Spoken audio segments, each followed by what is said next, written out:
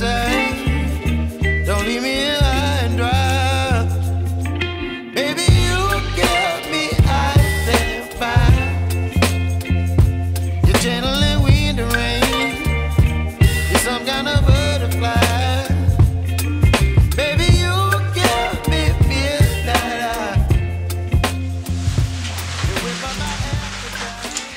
Bonjour, j'espère que vous allez bien, je suis Raphaël et je suis heureuse de vous retrouver aujourd'hui dans cette vidéo pour vous partager mes créations de ces dernières semaines. Donc ça inclut la fin du mois de décembre, le mois de janvier et le mois de février. Alors avant de commencer à vous parler création, je tourne à nouveau avec mon appareil photo qui se coupe automatiquement au bout de 20-30 minutes. Ça dépend un peu, c'est un peu aléatoire.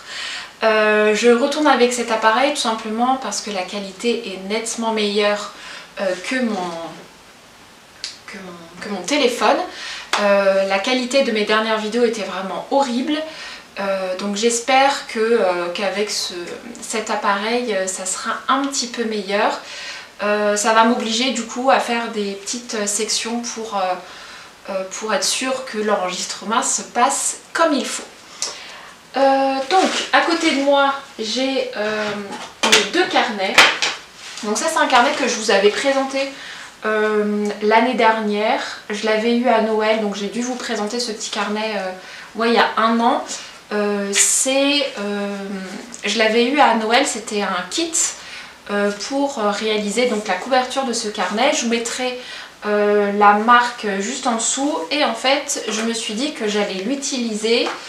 J'avais déjà commencé à l'utiliser l'année dernière mais j'en étais pas satisfaite, donc là j'ai recommencé. J'ai noté mes envies pour 2025 et j'y note mensuellement ce que j'ai pu créer. Donc comme on a commencé cette nouvelle année 2025, même si actuellement je tourne, on est le 6 mars, mais je ne vous ai pas fait part de mes envies pour cette année, donc je me dis avant de commencer pleinement la vidéo, je vais peut-être vous lire un peu ce que j'ai prévu. Alors pour cette année 2025, j'ai noté en 1, tester de nouvelles techniques créatives. J'ai noté tufting, vitraux et autres. Alors ce mois-ci, donc le mois de mars, je vais faire un atelier week-end do. Alors ce mois-ci, si je dis pas de bêtises, c'est vitrail. Je vais faire ça à Lille, c'est un cadeau que j'ai eu de mon mari pour Noël ou mon anniversaire, je sais plus. Et au mois d'avril ou de mai, avril, c'est au mois d'avril, j'ai également un atelier tufting, toujours à Lille et toujours offert par mon mari, donc je ne sais plus si c'était Noël ou mon anniversaire. Donc cette année j'aimerais me lancer dans ces techniques. Et la troisième que j'ai pas notée et que j'ai commencé à regarder la semaine dernière, ça serait de réaliser du tricot machine. Je ne sais pas exactement le nom exact de la technique. Mais j'ai vu qu'il y avait des ateliers week-end do à Lille et ça m'intéresserait peut-être de tenter cette technique. J'ai noté également de créer un tapis ou une tenture murale. Notamment j'ai vu des modèles de Mola Mills, j'avais peur de me tromper, c'est bien Mola Mills. Je vous mets des petites photos de ce que j'ai vu, de ce que j'aimerais bien faire. Le seul petit hic, c'est que j'aimerais utiliser donc le fil qui est conseillé et je crois qu'il se commande dans un pays du Nord et qu'il y a des frais de livraison qui s'élèvent à peu près 40 €. Donc c'est ce qui me freine un petit peu dans le passage à l'achat, mais c'est un objectif que j'ai cette année. J'ai noté également en couture d'améliorer ma technique et de trouver des basiques à coudre. Voilà. J'ai noté également de créer mon pull tricot inspiration fleurs vintage. Ça c'est, je vous en ai déjà parlé, j'ai envie de me faire un pull avec des fleurs, avec un modèle un peu rétro. Je suis partie dans l'idée de me fabriquer un peu ce modèle. Mais j'ai craqué, mais j'ai eu un coup de cœur sur, je peux vous le dire, sur ce modèle là il y a quelques jours et je me dis qu'il pourrait correspondre à mes intentions. Donc je ne sais pas trop encore. Et j'ai marqué avancer sur mon projet de couverture en patchwork, mais ça je vous en parlerai un petit peu plus tard. Donc pour cette première catégorie, eh bien on va parler tricot. Alors pour le tricot, je vous en ai déjà parlé dans ma précédente vidéo, mais j'avais un gros objectif pour cette fin d'année. C'est que mon mari m'a commandé un pull pour son anniversaire, donc qui était fin janvier. Donc je peux vous le montrer parce qu'il est terminé, il est juste là. Voilà le fameux pull.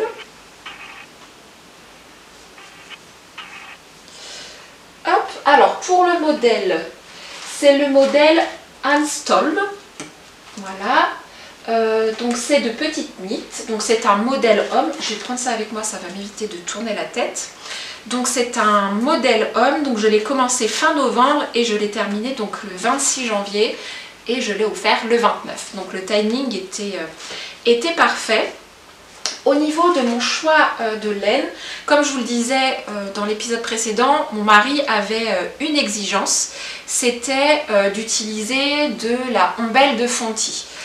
Il adore le rendu de mes différentes réalisations avec la ombelle et il voulait quelque chose de bien dufteux et d'épais pour la saison, pour cet hiver.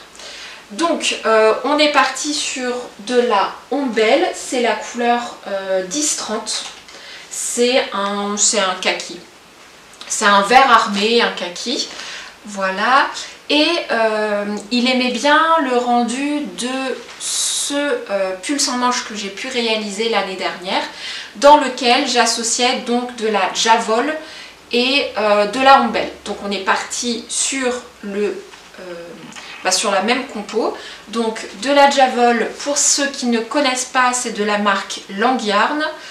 Et on est parti sur la couleur 98. Alors l'exigence, donc c'était de la ombelle, mais il voulait également du coup que ça soit un vert, un peu vert forêt, mais qui n'ait pas d'effet chiné. Donc il fallait que les deux verts soient quasi similaires pour pas vraiment qu'il y ait de réelle démarcation entre les deux. Et je suis bien contente, et il est bien content. Donc il y a une différence un peu entre les deux verts. Je ferai un petit close-up tout à l'heure. Il y a une petite différence au niveau des verts, mais c'est pas trop flagrant. Donc voilà, il est très joli. Au niveau de la construction, il n'est pas compliqué. Je pense qu'il doit être au niveau de 3 étoiles en termes de difficulté. Et ce que j'aime beaucoup sur ce modèle, c'est que le col est doublé. En fait, on tricote une bande et qu'on vient rabattre pour créer une double épaisseur au niveau du col. Et ça, j'aime beaucoup. Pour tout vous dire, je songe même à m'en tricoter un l'année prochaine. Je diminuerai un petit peu la taille parce que là on est sur du XL. Mais j'hésite, j'ai pas de pull noir, donc je me dis peut-être en noir. Ou alors je me suis dit en gris, soit un gris foncé ou un gris un peu plus clair. Mais voilà pour ce tricot. Donc j'ai rajouté ma petite étiquette et j'ai également ajouté dans le bas une étiquette qui normalement se replie. Mais je l'ai mis juste là. Et en gros, alors je vous mettrai le nom de la boutique Etsy sur lequel je les avais achetés. Mais en gros, c'est marqué fait avec amour et beaucoup de temps et d'argent. Alors fais attention, faisant très attention, laver à la main et sécher à plat. Bien évidemment, pour ce qui est du lavage et du séchage, c'est moi qui vais m'en occuper. Voilà pour cette réalisation. J'ai tout fait comme indiqué sur le patron, donc pas de petite extravagance là-dessus. Voilà, pour le deuxième modèle que j'ai à vous présenter, et ben c'est toujours pour une commande. Ma soeur est venue du coup pour les fêtes chez nous et elle m'a montré un pull sans manches qu'elle a vu sur la boutique des Petits Hauts. Je vous mets juste là. Et quand j'ai vu le prix, je lui ai très clairement dit que si elle souhaitait, je pouvais lui tricoter un modèle de pull sans manches rouge qui correspondrait à ses attentes mais qui ne coûterait pas 160 €. Voilà, donc elle en a profité pour essayer les différents modèles que j'avais à la maison et elle a beaucoup aimé le modèle, le Lulu Slipover, donc toujours de petite knit. Je l'ai tricoté, je vous mettrai la photo juste là, c'était l'année dernière en mars, avril-mai. Je pense que je l'ai porté quand j'étais à Bruxelles, donc c'était en mai, donc j'ai dû le tricoter vers mars, avril, mai, voilà. Et du coup elle est partie sur ce modèle là, elle a choisi la couleur de la laine et je l'ai terminé la semaine dernière, donc je peux vous le montrer, je lui enverrai ça demain. Là le col il n'est pas encore totalement sec, donc je l'ai juste enlevé du tapis pour vous le montrer. Donc voilà pour le modèle, c'est le modèle Lulu de toujours petite knit. Je l'ai tricoté en taille M, donc je l'ai commencé début février, je l'ai terminé donc la semaine dernière le 26. En termes de modification, déjà en termes de laine, je suis partie sur la Pergint, je ne sais pas comment ça se prononce, mais c'est de Sandnesgarde, c'est la laine qui est conseillée pour ce modèle. Et pour le coloris, c'est le coloris 40-18. Voilà, donc en termes de modification, j'en ai fait une seule, c'est au niveau du col. Normalement c'est un col qui monte un petit peu plus haut, c'est un col qui fait 9 cm je crois. Mais ma sœur m'a demandé de faire un col un petit peu plus bas parce qu'elle est comme moi, elle fait de l'eczéma au niveau de la nuque et déjà elle ne supporte pas le mohair, donc c'est pour ça qu'on est parti sur du 100% laine. Et du coup elle m'a demandé de rabaisser le col afin d'être sûre que ça ne la gratte pas au niveau du cou. Et pour ce col, j'ai vraiment galéré. C'est ce que je disais, c'est la première fois que je galère autant à faire un col. Je crois que je l'ai recommencé 5 fois. La première fois, j'étais trop contente. Je lui envoie la vidéo de moi en train de l'essayer. Je passe difficilement la tête, j'ai un petit peu trop forcé, sauf qu'après, j'arrivais pas à l'enlever. Voilà, donc j'ai dû forcer un petit peu. Et en fait, mes versions suivantes, je n'arrivais pas à passer la tête. Alors j'avais évidemment monté moins de mailles que ce qui était conseillé, mais je crois que je devais avoir 10 mailles de moins. Donc j'ai tout détricoté pour recommencer en augmentant le nombre de mailles, pareil, c'était trop lâche. Donc j'ai fait un micmac, je suis repartie sur un nombre de mailles inférieur à ce qui est préconisé. Je crois que je suis à 79 mailles, quelque chose comme ça. C'est ça, 79 mailles et je crois que sur le patron, c'était recommandé d'en monter 90 ou 96, quelque chose comme ça. Et j'ai terminé avec un rabat élastique. Donc la première fois que je l'ai fait, j'étais avec mes 90 mailles et j'ai fait un rabat élastique. Et en fait, ça baillait trop sur le côté, je trouvais pas ça beau. Donc j'ai rediminué le nombre de mailles pour faire un rabat élastique et là, c'est bon. Donc comme je vous le disais, là il est encore humide parce que je l'ai terminé donc la semaine dernière. Non, j'ai terminé le pull la semaine dernière, mais là au niveau du col j'ai terminé ça il y a 3-4 jours. Donc là j'ai remouillé le col et je l'avais mis sur le tapis pour qu'il sèche, pour qu'il prenne bien forme. Donc dès que je vais avoir terminé cette vidéo, je vais le remettre dessus, comme ça je pourrai le lui envoyer à la fin de la semaine et j'espère qu'elle en sera contente. J'ai pas précisé pour les petits boutons, elle a choisi des boutons un peu chinés, marron un peu chinés, et je les ai trouvés dans la mercerie de ma ville, donc la mercerie Hollande. Voilà, sur cette commande, on avait commandé 10 pelotes parce qu'à la base elle voulait faire la taille L comme celle que j'ai tricotée. Mais après en discutant ensemble, on s'était dit que c'était peut-être mieux de partir sur la taille M. Et effectivement, moi la taille M, je peux la porter, donc ça lui ira très bien, sachant qu'elle a une carrure un petit peu plus fine et plus petite que la mienne. Voilà, donc je disais, on avait commandé 10 pelotes et au final on n'en a utilisé que 8 vu que je suis partie sur une taille M. Donc il me reste 2 pelotes et j'ai recommandé 2 pelotes parce que je vais les utiliser pour un projet que j'ai dans l'idée de faire pour moi, mais qui pourrait également correspondre à ma sœur. Donc on verra si c'est moi qui le garde ou si c'est elle.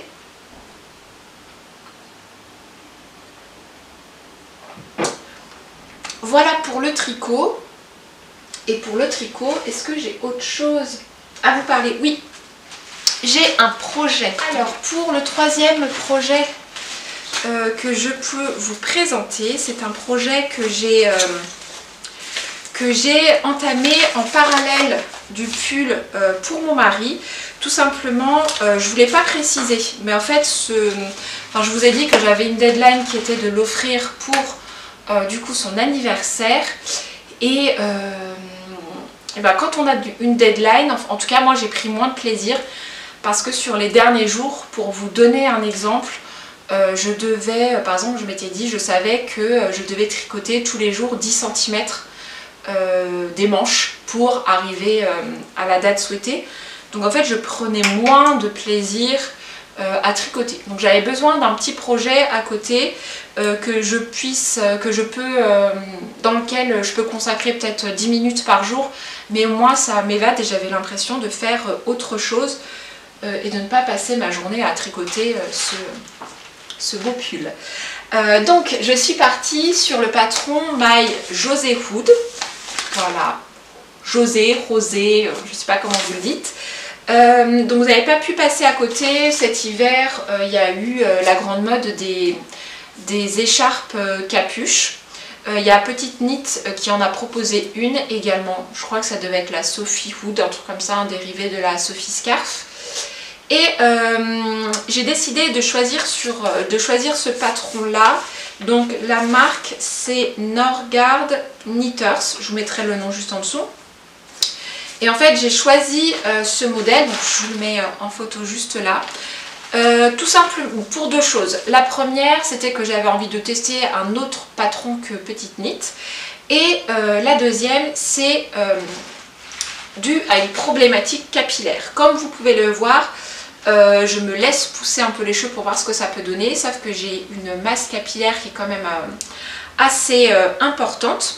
Et en fait je me suis rendu compte que quand je tricote des bonnets, des turbans, notamment la cagoule aussi, et ben en fait ça m'aplatit vite la tête et au final quand je les porte après mes cheveux sont tout raplapla jusqu'aux oreilles et puis après enfin bref, ça fait pas quelque chose de beau, ou alors j'ai vraiment l'impression d'être comprimée. Donc j'ai comparé les deux modèles et selon moi ce modèle-ci donc de José permettait plus d'avoir une personnalisation.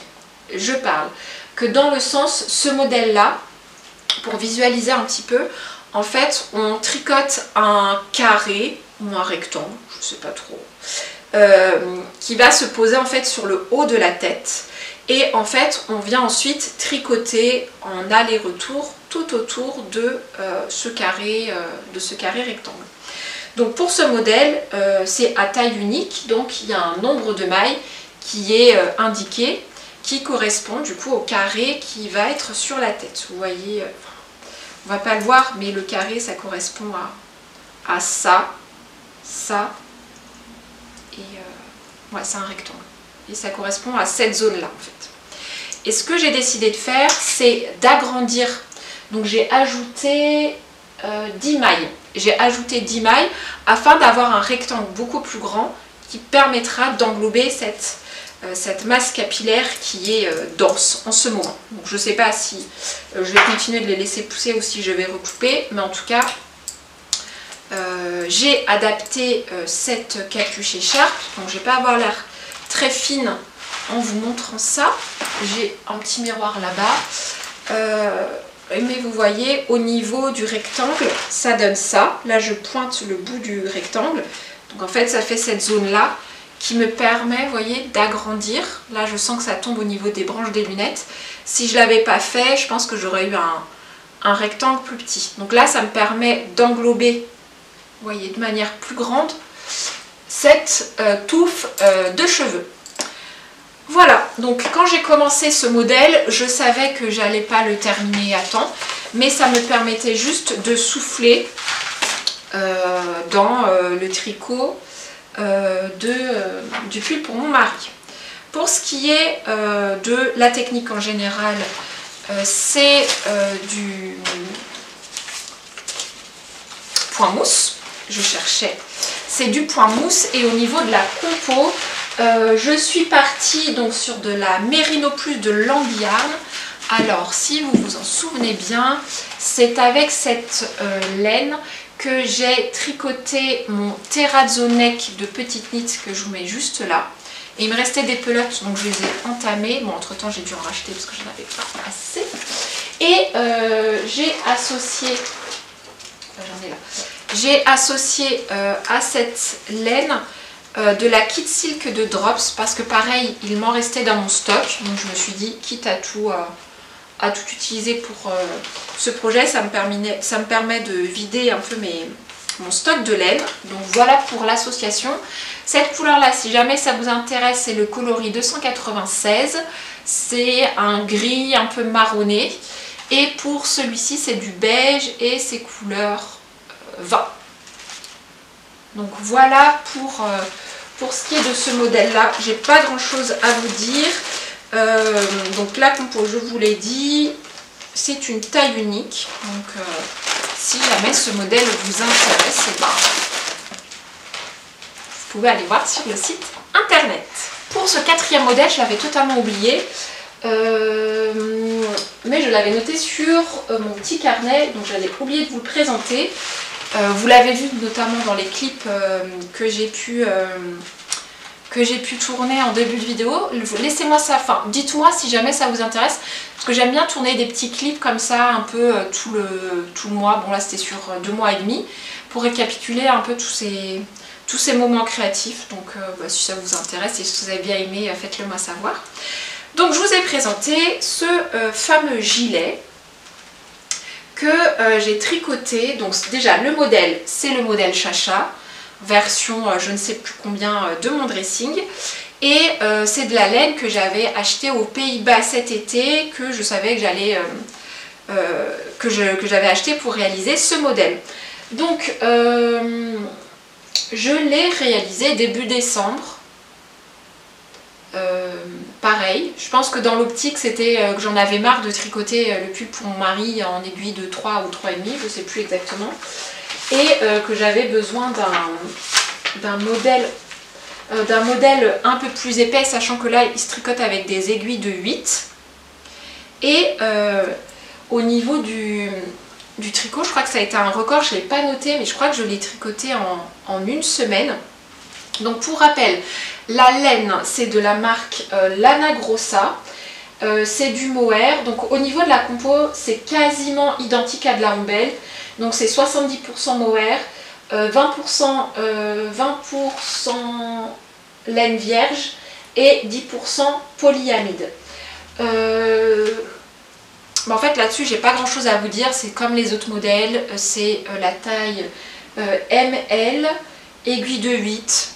C'est un patron qui marche, que j'ai l'impression de connaître un peu par cœur, donc pas de grandes difficultés. Mais je suis vraiment contente de l'avoir tricoté dans ce bleu. Vous pouvez remarquer, j'ai pas encore fait les boutons, tout simplement parce que j'arrive pas à trouver des boutons qui matchent. J'aurais voulu trouver des boutons bleus, mais j'arrive pas à trouver des boutons qui matchent parfaitement avec. Ça ne m'a pas empêché de le porter. Mais j'ai toujours dans l'idée de trouver des jolis boutons bleus. J'avais regardé au niveau de la marque Pigeon Wishes, parce que je trouve qu'ils font toujours des boutons hyper originaux. Je crois qu'ils en font des bleus, mais il y a des petites mouchetées marron qui m'ont un peu freinée. Mais si jamais vous avez des modèles de boutons en tête qui pourrait aller. C'est vrai que je suis partie dans l'optique du bleu, peut-être qu'il faudrait que je fasse du doré ou des choses comme ça. Mais pour l'instant, ça m'empêche pas de le porter, donc je suis contente. Et en plus, c'est une couleur qui sort un peu des couleurs que j'ai l'habitude de porter, donc je suis contente de l'avoir fait. Donc, pour la suite, j'aimerais vous parler de crochet, parce que j'ai 2 projets similaires à vous présenter. Donc dans un premier temps, on va commencer de manière chronologique. Vous avez pu le voir en vidéo dans les petites captures que j'ai pu faire de manière quotidienne. Enfin, oula, j'arrive plus à parler. Dans les petites captures vidéo que j'ai fait en entrée de cette vidéo, je vous ai montré un grand carton. J'ai commandé chez Rascol la gamme. Alors déjà je me suis trompée la dernière fois que je vous en ai parlé, je crois que j'ai dit que la gamme elle s'appelait Kitty. Je pensais que c'était chat, Kitty 4, mais en fait c'est Nitty 4, Nitty 4. Bref, donc c'était de... Ah non, donc la gamme Nitty 4 et c'est de DMC, je crois, je repréciserai juste en dessous. Et en fait j'avais flashé sur plusieurs couleurs, je vous disais ah cette couleur, ce coloris est trop beau, machin machin. Donc j'étais partie, j'ai commandé dans l'optique de me recréer un châle en crochet. Et j'avais flashé sur ce châle-ci de la créatrice, je m'en souviens plus. Niveau mémoire, c'est Kata, je repréciserai juste en dessous. Et je me suis dit que ça pourrait être intéressant afin de réduire les prix. À la base, je voulais faire 100% laine. Mais je me suis dit qu'au niveau du prix ça allait monter un petit peu trop vite et un petit peu trop haut, donc je suis partie sur de l'acrylique et je me suis dit que ça me permettrait de tester cette gamme là avec laquelle je m'étais dit que je réaliserais peut-être un gilet en granit. J'en ai parlé dans la précédente vidéo. Bref, je suis partie dans l'optique de faire un châle multicolore avec, et en fait en réceptionnant donc cette gamme j'ai vite été déçue. Notamment de 3 couleurs qui ne correspondaient pas du tout avec ce que j'ai commandé. Donc j'en ai parlé avec le SAV de Rascol. Malheureusement on n'a pas pu trouver de solution, enfin ils n'ont pas voulu admettre la différence de coloris, donc je vous les mettrai là. Il y avait un vert qui était censé être un vert un peu vibrant qui est ressorti mais hyper fade, et j'avais également un rose et deux roses je crois, enfin je vous mettrai les couleurs juste là. Donc j'étais un petit peu déçue et je me suis dit que j'allais me lancer dans ce châle. J'ai fait une croix sur le fait de faire le gilet en granit avec, c'était ce modèle là. J'ai fait une croix parce que la couleur au final ne me plaisait pas. Et donc je me suis lancée dans un châle. Donc vous avez pu voir les vidéos. Donc c'est un très grand châle. J'ai complété les couleurs avec les pelotes d'acrylique que j'avais en reste, notamment de mon Granny Go Round Jumper. Donc voilà ce que ça donne. Montré comme ça, le rendu visuellement, esthétiquement, j'aime pas trop l'association des couleurs. Vous voyez, j'ai encore des fils, j'ai rentré les fils que sur cette section là, donc je ne l'ai pas encore porté en extérieur, mais je trouve qu'autour du cou il n'est pas si mal que ça. Bon, il est quand même assez épais et même si ça reste de l'acrylique, je pense qu'il peut tenir quand même assez chaud. Mais en fait en le portant, j'ai un miroir juste là, ouais, en le portant je suis pas hyper emballée. Donc en ce moment je songe à le transformer en couverture. Ceci étant, comme vous pouvez le voir, c'est une forme triangle, donc je me demande si je ne referai pas pareil un deuxième triangle identique et que je viendrai coudre au centre, ou alors je me suis dit que j'allais peut-être essayer de remonter directement au crochet au centre pour reprendre et du coup le transformer en carré et de nous en servir sur notre lit ou sur notre canapé, je sais pas trop. En tout cas je suis pas convaincue en tant que châle en tant que tel, donc voilà, je me dis qu'en jeté de lit il pourrait être sympa. Et donc je vous disais, j'ai pas précisé au niveau du patron, c'est toujours le même patron que j'utilise, c'est le châle Amalia de Mercerie Cousine. Je sais pas actuellement si elle le met toujours en vente, comme je vous le disais, avant d'être associée à Katia Sanchez, elle avait sa mercerie dans le 11e et elle vendait ce patron là. Actuellement je sais pas si Il est trouvable, en fait, si vous mettez sur YouTube, vous mettez châle granny, vous trouvez des tutos. De toute façon, après, la technique reste la même. Et donc, j'en ai fait une autre version que je vous présente juste là, qui est violette. Cette version violette, elle n'était pas prévue. Mais il y a à peu près 10 jours, j'avais une batterie d'examen à réaliser à l'hôpital de Lille. Et en fait, j'y allais en train, parce que j'avais pas envie de conduire, j'aime pas conduire dans les grandes villes. J'aime pas chercher des places de parking, enfin bref, c'était une journée assez stressante pour moi et j'avais pas envie de me rajouter la charge de devoir conduire en ville, donc je suis partie en train. Et je me suis dit que dans le train, il me fallait un petit projet pour m'occuper un petit peu, et je me suis dit que c'est un projet aussi qui m'aiderait à patienter dans les différentes salles d'attente. Et parce qu'à ce moment-là, j'étais en train de tricoter le pull pour ma soeur, donc je pouvais pas l'emmener parce que c'était trop gros. Donc j'ai fouillé un petit peu dans mon stock de laine et en fait j'ai retrouvé, c'était voilà, c'était un mélange d'alpaga et de plumettes, donc que j'avais trouvé, que j'avais acheté chez La Droguerie. Je l'avais acheté l'année dernière quand j'étais partie à Nantes voir ma soeur. J'étais passée faire un petit tour à La Droguerie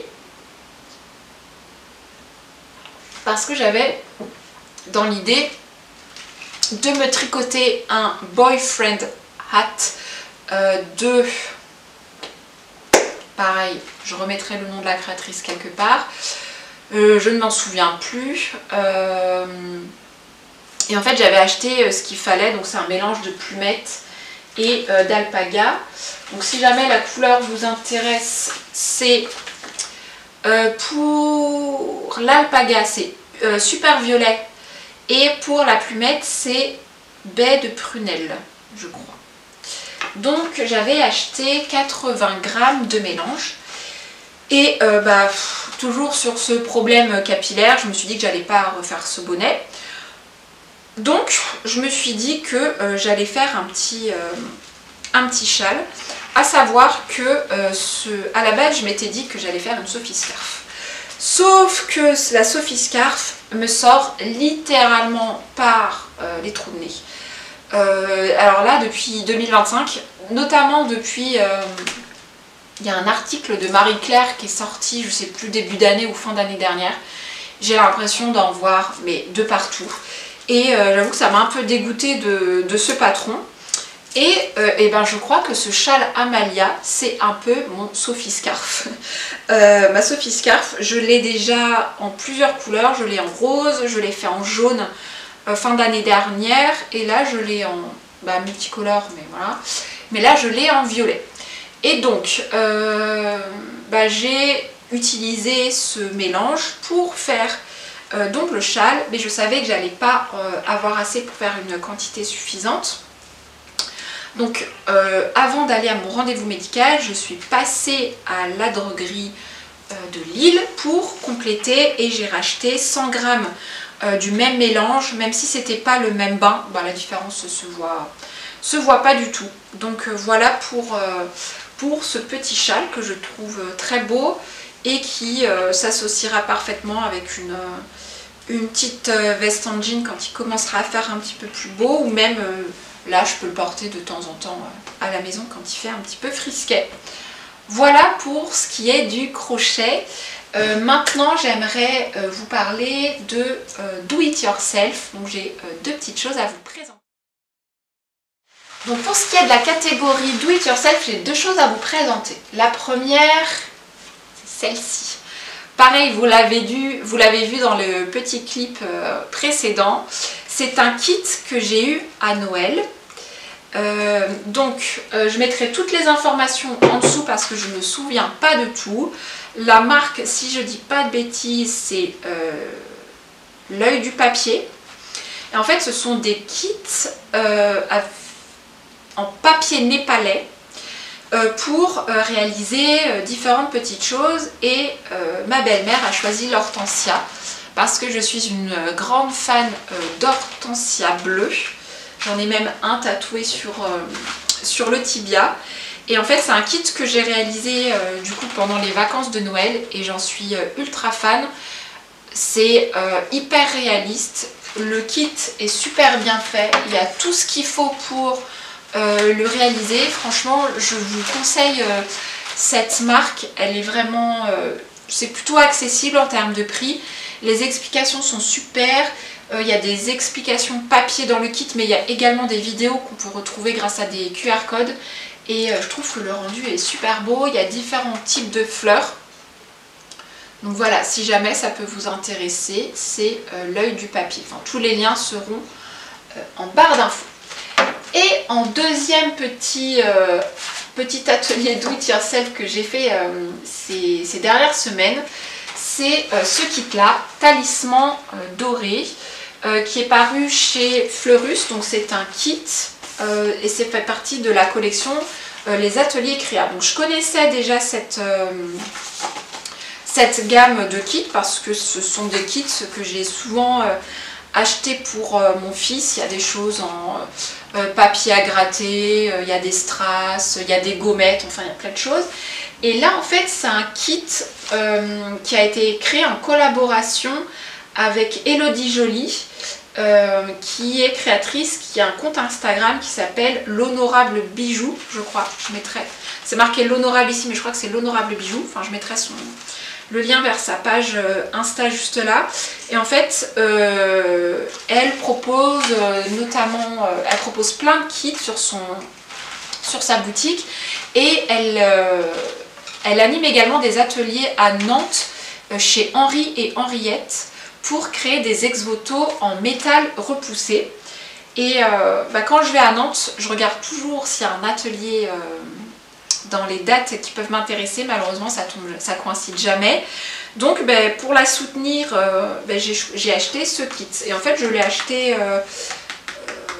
quand il est sorti, donc il a dû sortir en octobre ou novembre 2024. Et je l'ai réalisé en début d'année.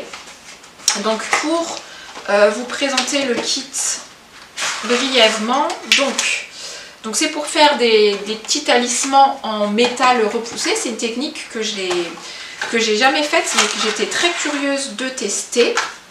Alors, je vais voir s'il n'y a rien d'autre. On est bon.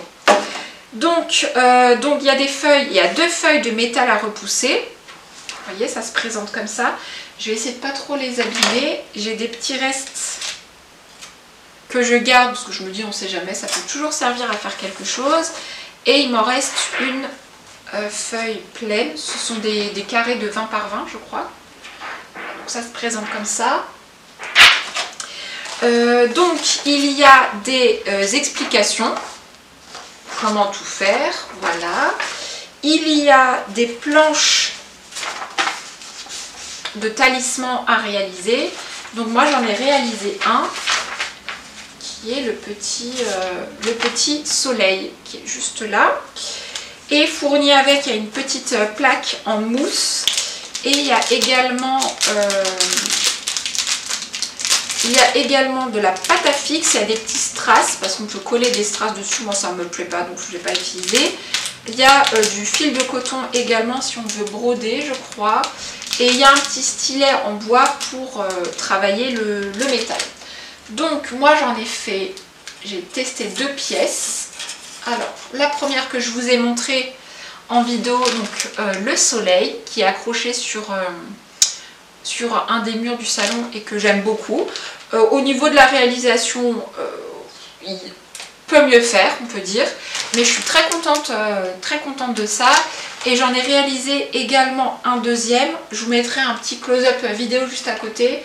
J'ai réutilisé un dessin d'un de mes tatouages. En fait ce parapluie là, je l'ai en tatouage. Hop, je l'ai en tatouage juste là. En fait c'est un dessin que mon tatoueur m'a donné en fin de séance et que j'ai gardé dans une boîte où je garde des choses en souvenir. Donc j'ai réutilisé ce dessin que j'aime beaucoup et j'ai ajouté des petites gouttes de pluie en dessous du parapluie que j'ai relié avec des petites chaînes dorées qu'il me reste. J'essaie de faire deux choses en même temps, j'essaie de vous parler et de ranger le kit en même temps. Donc voilà, alors lui au niveau de la réalisation pardon, il n'est pas ouf, mais je l'aime quand même beaucoup et il est accroché à côté de mon lit, à côté de broderie qu'on a dans la chambre. Mais je suis vraiment très contente de ce kit et il me reste des feuilles, donc dès que j'ai un modèle qui me plaît et que j'ai envie de tester, je testerai un troisième modèle. Eh bien, on se retrouve, je vais couper et on se retrouve après pour la dernière catégorie. Alors, pour clôturer cette vidéo, j'aimerais vous parler de couture. J'ai deux projets à vous présenter. Le premier, comme je vous le disais en préambule, un de mes objectifs, c'est de me perfectionner en couture. À savoir que depuis qu'on a déménagé, je vous le disais, je crois que je vous l'ai dit dans la dernière vidéo, on est repassé en appartement et je n'ai plus une pièce consacrée à être un atelier. Donc en fait je me rends compte que j'en ai vraiment pas assez profité et je me rends compte que c'était un réel avantage d'avoir cette pièce rien qu'à moi dans laquelle je peux mettre mon bazar, dans laquelle je peux tester plein de choses. J'espère que j'aurai la chance de retrouver cette configuration dans un de nos prochains logements. Mais actuellement du coup je n'ai plus d'espace où je peux coudre et tout ça. Donc en fait ça me freine un petit peu parce que je suis toujours obligée de... alors je sais que c'est un luxe d'avoir ça et que beaucoup de personnes sont dans mon cas, c'est-à-dire de devoir coudre sur la table à manger ou des choses comme ça. Mais ça me freine un petit peu et ça me limite dans ma volonté en fait de coudre.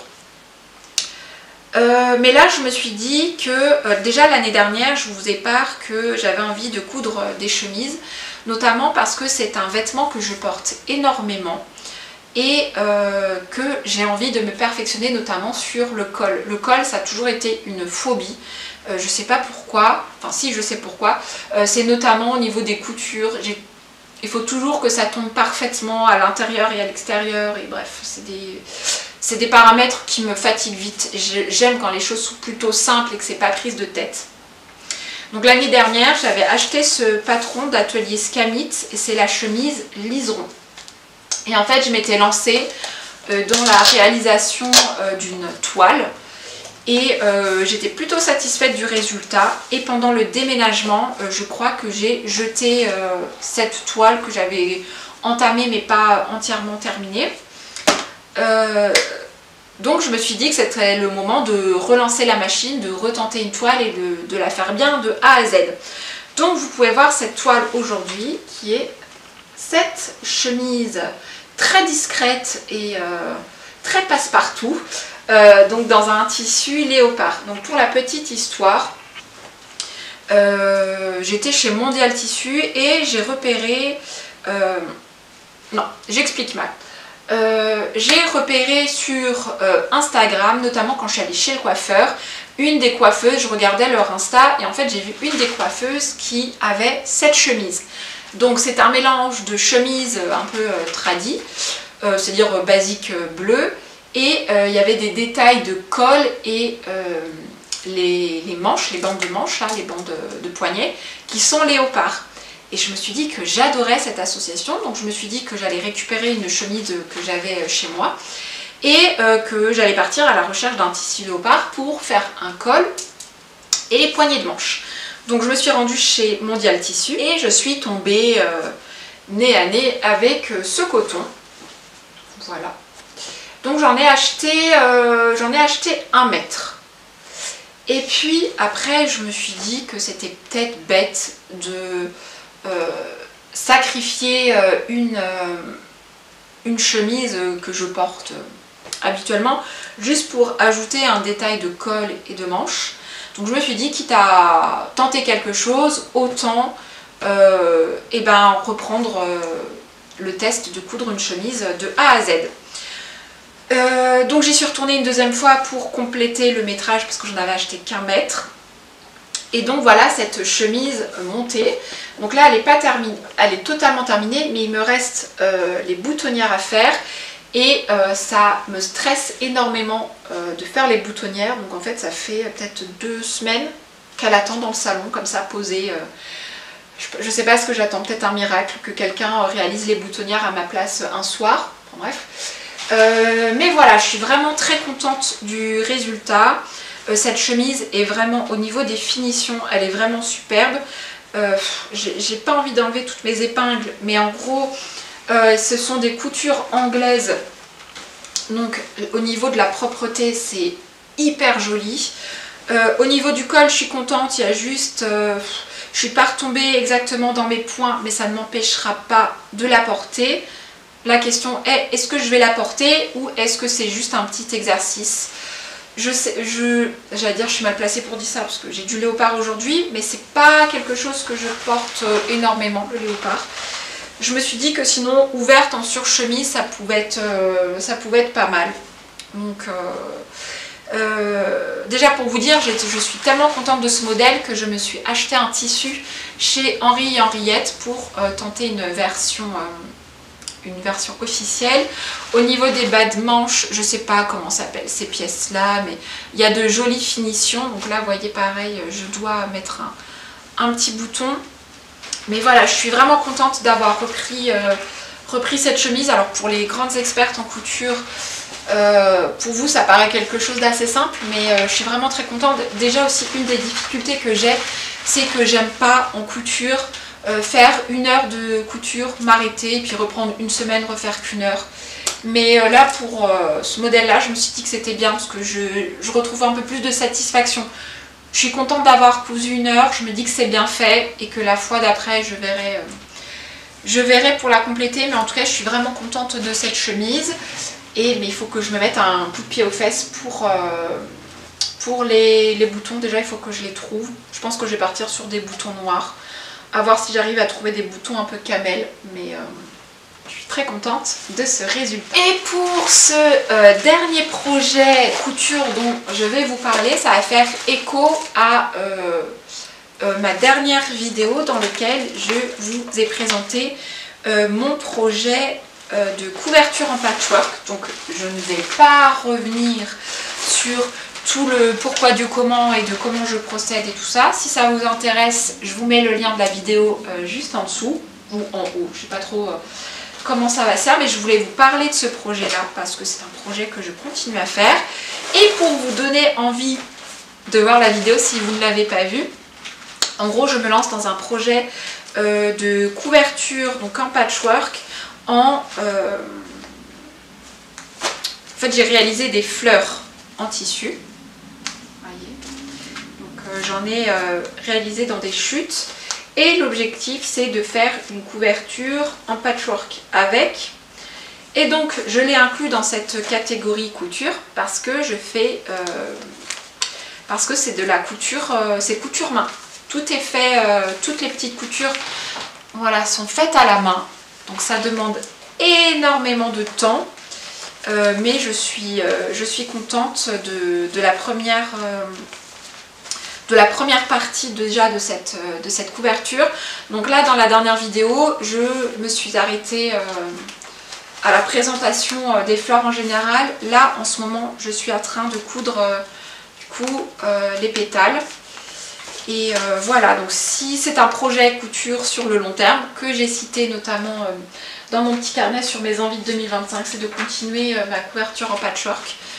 Donc voilà ce que ça donne. Si jamais ça vous intéresse et que vous voulez en savoir plus sur ce projet, et bien je vous laisse le lien de la vidéo en barre d'infos.